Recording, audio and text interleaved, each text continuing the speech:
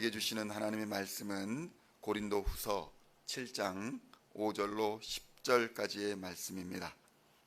찾으셨으면 함께 한 목소리로 봉독하도록 하겠습니다. 우리가 마게도냐에 이르렀을 때에도 우리 육체가 편하지 못하였고 사방으로 환난을 당하여 밖으로는 다툼이요 안으로는 두려움이었노라.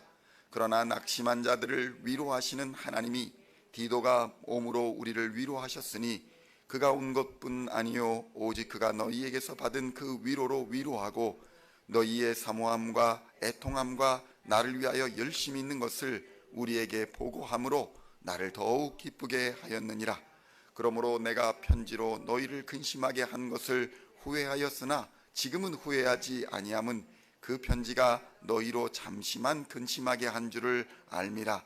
내가 지금 기뻐함은 너희로 근심하게 한 까닭이 아니요 도리어 너희가 근심함으로 회개함에 이른 까닭이라.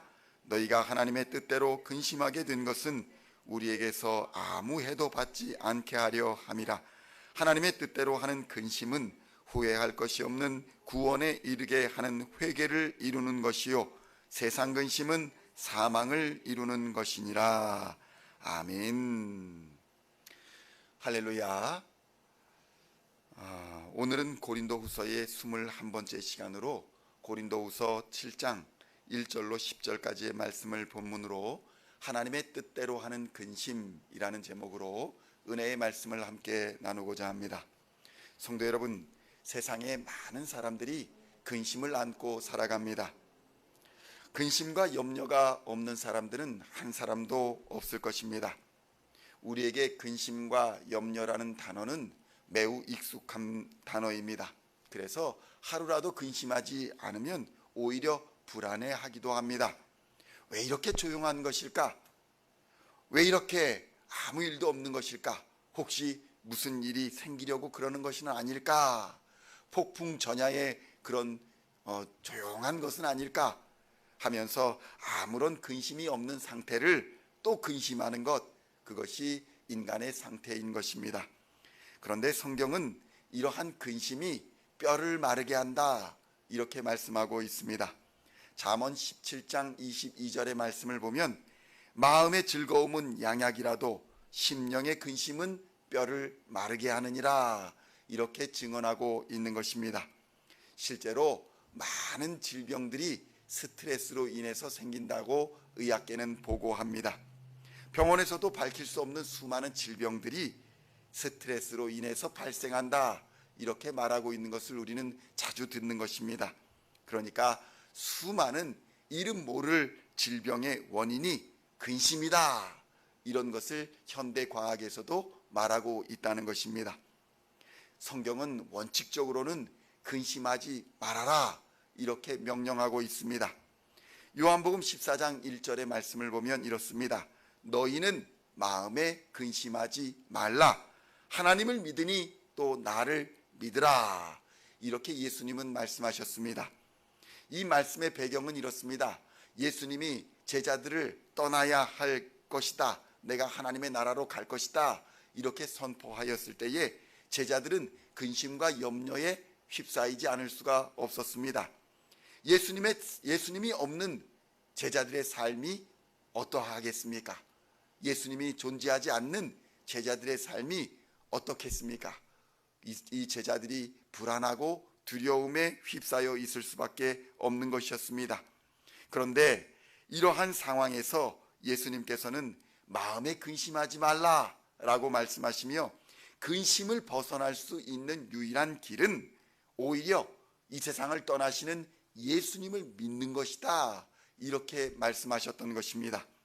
이렇게 예수님을 믿어야 하고 믿을 수 있는 그 이유는 제자들을 버리고 예수님이 떠나는 것이 아니라 제자들을 위하여 준비하러 가시는 것이기 때문에 우리는 예수님을 믿어야 한다라고 예수님은 약속하고 계신다는 것입니다.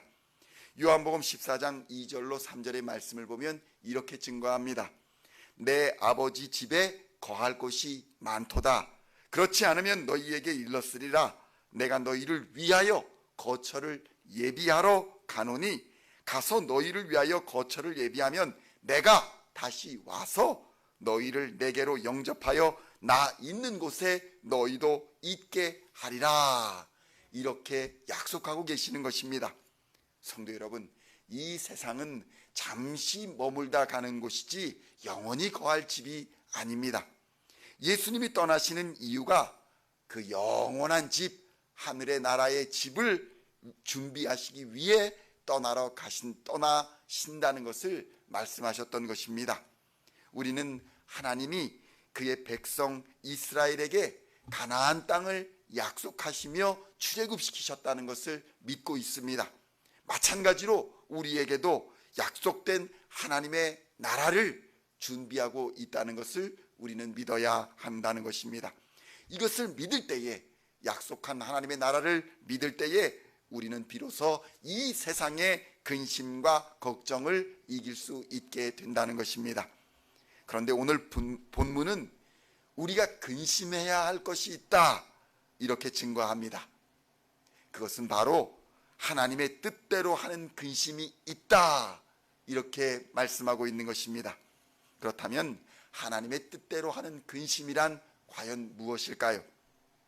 그것은 바로 자기의 행위가, 우리의 행위가 하나님의 판단에 합당한 것인가 아닌가를 생각하여서 자기의 잘못을 진정으로 뉘우치고 돌이키는 데까지 나아가는 근심을 말하는 것입니다. 다시 말하면 이것은 구원을 이루는 회개의 근심을 말하는 것입니다. 죄에 대한 근심이요, 하나님의 은혜와 은총을 배신한 행위에 대한 근심을 말하는 것입니다. 여기에 반하여서 세상의 근심이라는 것은 세상에 대한 분노, 사람에 대한 분노와 원한을 품고 자기 자신을 정당화시키는 그러한 근심을 세상 근심이라고 말하는 것입니다. 성도 여러분, 세상 근심은 항상 우리를 낙심하게 하고 낙담하게 하며 좌절에 빠지게 하여서 분노와 폭력적인 언어와 행동으로서 자신을 파괴하고 무너뜨리는 상황을 초래하는 근심인 것입니다. 그렇다면 나의 오늘의 모습은 과연 어떻습니까? 세상 근심으로 인해서 자기도 무너지고 가정도 무너지게 하고 있지는 않습니까? 세상 근심 때문에 자신도 무너질 뿐만 아니라 가정도 무너뜨리는 사람을 우리는 주변에서 종종 볼 수 있습니다.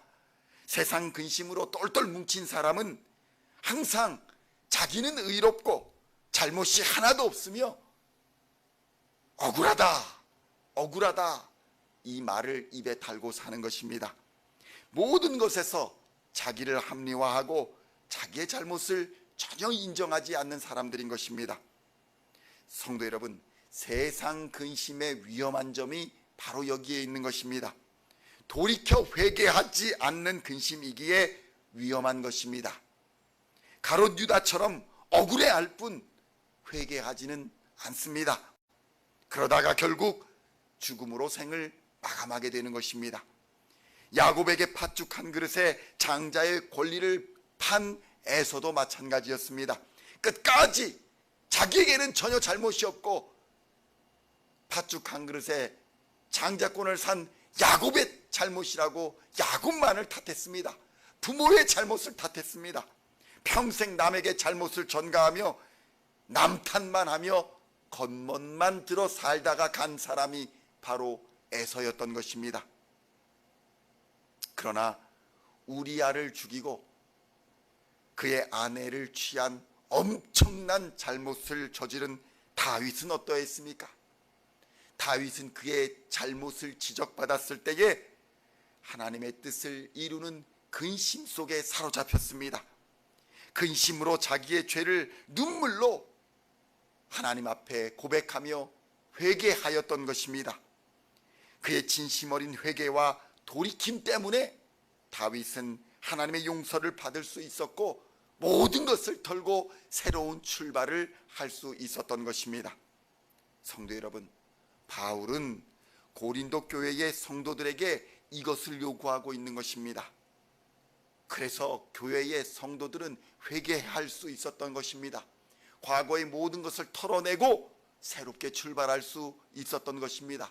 이전 것은 지나갔으니 보라 새 것이 되었도다라는 이 말씀은 회개를 전제로 한 것이지 아무것도 하지 않고 세상 근심을 그대로 지고 있는 사람에게 해당되는 말씀이 아니라는 것입니다.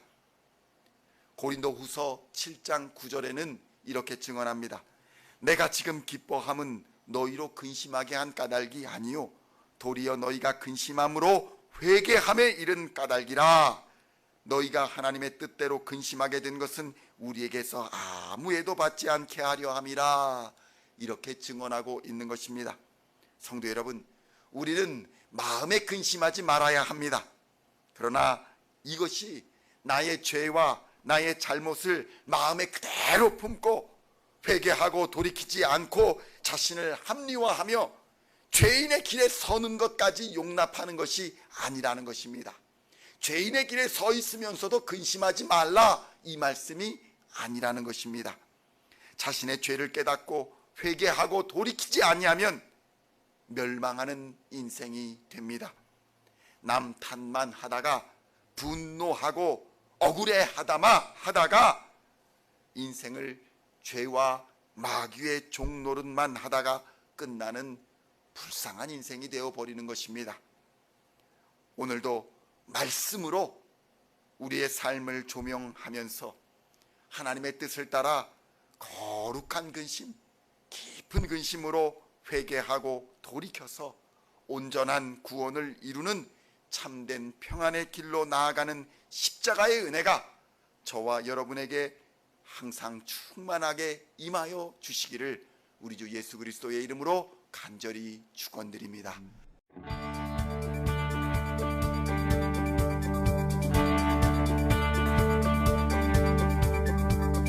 Singing songs of thy praise, we are coming to you.